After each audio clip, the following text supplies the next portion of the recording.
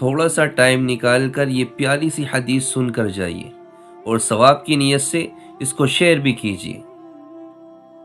حضرت علی رضی اللہ تعالیٰ عنہ فرماتے ہیں کہ میں نے رسول اللہ صلی اللہ علیہ وسلم کو ارشاد فرماتے ہوئے سنا، جو مسلمان کسی مسلمان کی صبح کو عیادت کرتا ہے، یعنی اگر کوئی بیمار ہے اس کی بیماری معلوم کرنے کے لیے جاتا ہے، اس کی خیریت معلوم کرنے کے لیے جاتا ہے، تو شام تلک 70,000 فرشتے اس کے لیے مغفرت کی دعا کرتے رہتے ہیں۔